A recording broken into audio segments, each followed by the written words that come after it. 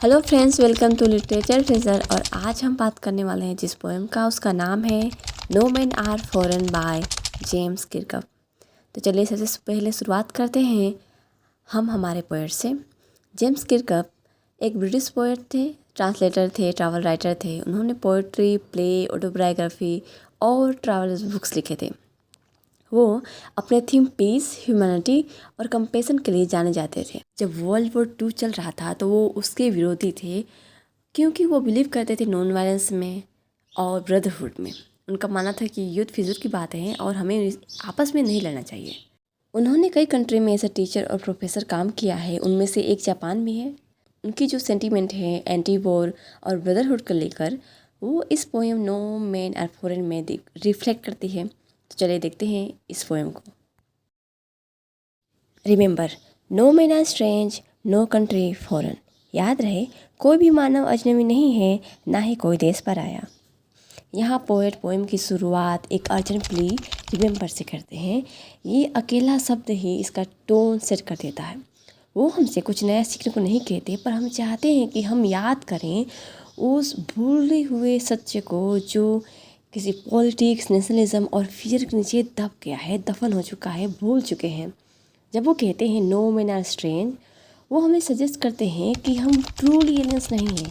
Despite culture, racial, religions और national difference होने के बावजूद हम एक कॉमन ह्यूमैनिटी के साथ बंधे हुए हैं। हम अलग नहीं हैं। और जब वो कहते हैं नो कंट्री फॉरेनर, तो वो आगे बढ़ते हैं और जो ये बॉर्डर बना है, जो इंसानों ने बॉर्डर बनाया है, ये धरती को बांट दिया है, वो इस आइडिया पर भी वो क्वेश्चन करते हैं, वो क्वेश्चन उठाते हैं। और वो कहते हैं जो फियर, वॉर और अर्थिंग की जो फीलिंग है, वो एक इंसानों ने बनाया है, वो हमने नहीं बनाया है। हम अलग नहीं हैं, हम एक हैं। और यहाँ वो यूनिवर्सल ब्रदरहुड को प्रेजेंट करते हैं। Beneath all uniform a single body breathe. हर वर्दी के नीचे एक जैसा ही शरीर सांस लेती है। ये लाइन एक पावरफुल मेटाफोर की तरफ मूव करती है। यूनिफॉर्म ऑन द सरफेस ये रिफ्लेक्ट सोल्जर को करता है, बट मोर ब्रॉडली ये रिप्रेजेंट करता है एक्सटर्नल आइडेंटिटी जो हम पहनते हैं। Nationality, race, religion, ideology. वो इसके बावजूद इसके अंदर इस क्या है? Just a human body breathing the same air, built of the same bones and flesh, object of the same feeling of love, pain and hope। ये line quite but powerful declaration है इक्वालिटी की। ये जो हमारे label हैं वो उससे strip कर देती है और हमें रिमाइंड करती है कि एवरी एनिमी जो है, हम जिसे एनिमी कहते हैं, वो सिर्फ एक ह्यूमन ही है जो बस उसने कुछ और कपड़े पहने हैं।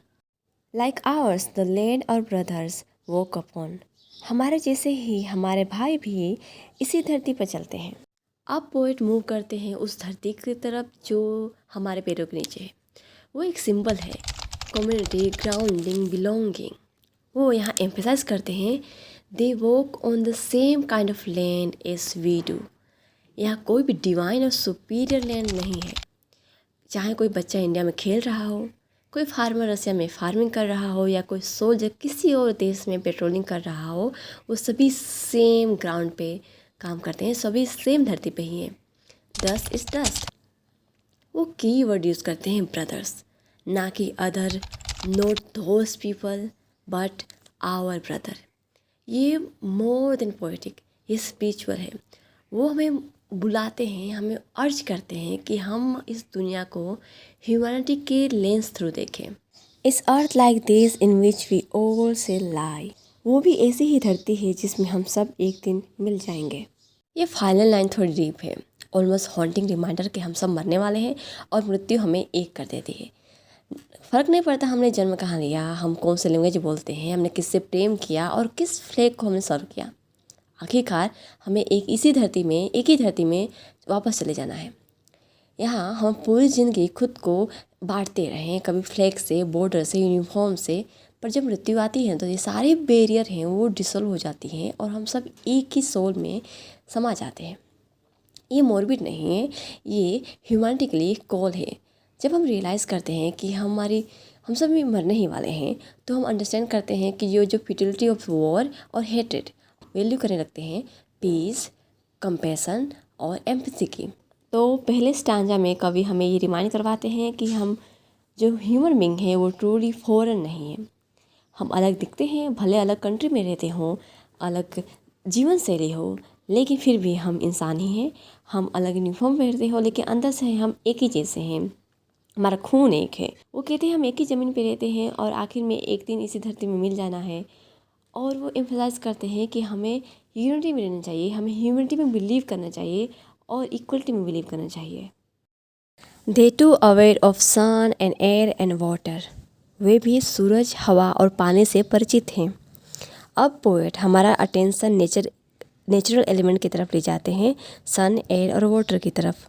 वो कहते हैं कि ये बेसिक लाइफ सस्टेनिंग फोर्स हैं जिस पे हमारा जीवन निर्भर है। और वो हमें रिमाइंड करवाते हैं कि जो हमारा सो कॉल्ड एनिमी हैं वो भी सेम नेचुरल एलिमेंट को एक्सपीरियंस करते हैं जैसे हम करते हैं। Are fed by peaceful harvest, by wars long winter starve, शांति के समय में फसलों से पोषित होते हैं और युद्ध की लंबी सर्दियों में भूखे रहते हैं। अब यहाँ पोएट पीस और वॉर का कॉन्ट्रास्ट बताते हैं और कहते हैं कि जब पीस होता है, in peace people are fed, in war they are starve. ये जो वॉर्स लॉन्ग विंटर फ्रेज है ये एक पोएटिक सिंबॉलिक है। यहाँ बताते हैं पोएट कि कैसे विंटर के टाइम में होता है बेरनेस का, कोल्ड का, डेथ का, हंगर का, उसी तरह वॉर एक नेवर एंडिंग विंटर की तरह होता है जो ह्यूमैनिटी से उसकी ज़िंदगी चुरा लेता है, उसकी लाइफ ही चुरा लेता है। पोएट यहाँ एक पावरफुल इमेज क्रिएट करके बताते हैं कि कैसे लोग वॉर में अपना बेसिक सस्टेंस और डिग्निटी को खो देते हैं और कैसे ये उनसे छीन लेती है। Their hands are ours and in their line we read, उनके हाथ हमारे जैसे ही हैं और उनकी लकीरों में हम पढ़ सकते हैं। यहाँ पोएट ने बहुत ही सक्सेसफुली हमारा फोकस हाथों की तरफ मोड़ दिया है। वो कहते हैं कि ये हैंड है वो एक यूनिवर्सल सिंबल है लेबर का, क्रिएशन का और कनेक्शन का। A labour no different from our own, ऐसी मेहनत जो हमारी जैसी ही है। पोएट यहाँ universal value of human effort की बात करते हैं। वो कहते हैं किस तरह दुनिया में हर जगह इंसान सर्वाइवल के लिए, अपने लाइफ में मीनिंग ढूंढने के लिए या अपनी ज़िंदगी की गुजारा करने के लिए कैसे वो डेली लेबर पर निर्भर रहता है। Remember they have eyes like ours that wake or sleep and strength that can be won by love. अब पोएट यहाँ फिजिकल लेबर से ऊपर उठते हैं और ह्यूमन कॉन्शियस तरफ बढ़ते हैं। वो कहते हैं कि दुनिया में हर जगह इंसान रात को सोता है और सुबह उठ जाता है। ये बहुत ही सिंपल ऑब्जर्वेशन है ये बताने के लिए कि जो डेली लाइफ्स है हमारे वो एकदम सेम हैं, हम अलग नहीं हैं, हम दुश्मन नहीं हैं। और जब वो कहते हैं कि जो स्ट्रेंथ है उसे जीता जा सकता है, ये बहुत ही कॉमन है। वो एम्फसाइज करते हैं कि ह्यूमन जो स्ट्रेंथ है वो वायलेंस से नहीं, प्रेम से आते हैं, लव से आते हैं। और ये उसे एक आइडिया इंट्रोड्यूस करते हैं कॉमन लाइफ की, मतलब ये बहुत ही कॉमन है। वो कहते हैं कि लाफ्टर, कल्चर, लैंग्वेज और जो पीपल की फैमिली है, अफेक्शन है, जॉय है, सोरो है, वो सब एक ही जैसे हैं।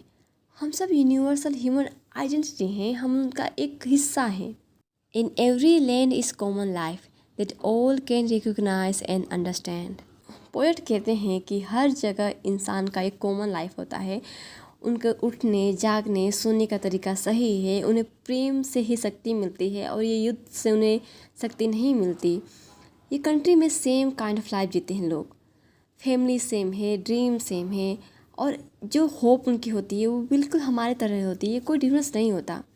तो किस बात से लड़ते हो? तो ये पूरी जो स्टैंजा थी इसमें दुनिया के लोगों की आंखों से लेकर सोने और जागने की बातों से लेकर, प्रेम से शक्ति पाने से बातों को लेकर, परिवार, प्रेम, काम से, सपने देखना, आशाएं, सबसे ये पोएट हमें यही बताना चाहते हैं कि ये पूरी संसार है, उसमें जो इंसान है वो सम्मान जीवन को अनुभव करता है। Let us remember when never we are told to hate our brother, it is ourselves. याद रहे जब भी आपसे ये कहा जाए कि अपने भाइयों से नफरत करें तो वो आप अपने आप से नफरत करते हैं। अब पोएट ने यहाँ डिस्क्रिप्शन छोड़ दिया है और सीधे वार्निंग पर आ गए हैं। वो हमें कुछ वार्न करना चाहते हैं। वो हमें कहते हैं कि पीपल आएंगे, हमें इनकरेज करेंगे एक दूसरे से नफरत करने के लिए, एक दूसरे से हेट करने के लिए। वो लीड करेंगे, पॉलिटिक्स द्वारा कॉन्फ्लिक्ट क्रिएट करेंगे।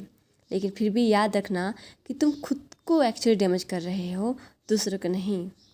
That we shall dispose, betray, condemn. अपने आप को ही वंचित, धोखा और दोषी बना रहे हो। इस स्टैंजा में कवि हमें सावधान करते हैं नफ़रत से।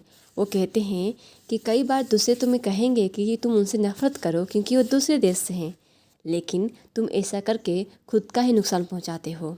हेट्रेड हमारी मानवता, नैतिक मूल्य को कमज़ोर कर देती है।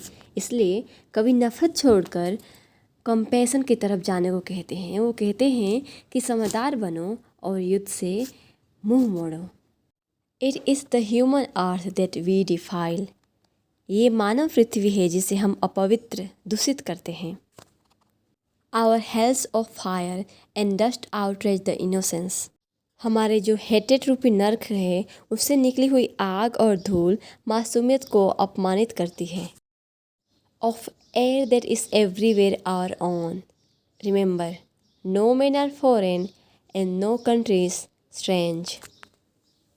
वो हवा जो सर्वत्र हमारी है, याद रहे कोई भी व्यक्ति विदेशी नहीं है और कोई भी देश अजनबी नहीं है।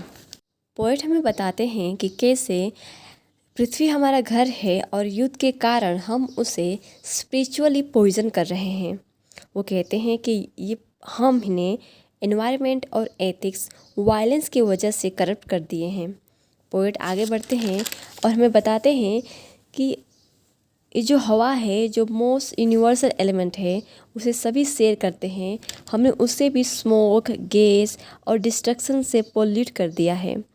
यहाँ खुद को ही नुकसान कर रहे हैं और हमें पता भी नहीं है। और आखिरी लाइन में पोएट हमसे फिर से याद दिलाते हैं हमारा फ़र्ज़, हमारी जो जिम्मेदारी उसे, कि हम ना भूलें कि कोई भी फॉरेनर नहीं है, कोई भी पराया नहीं है, सब एक हैं, सभी एक ही माटी से बने हैं। तो हमें युद्ध नहीं करना चाहिए।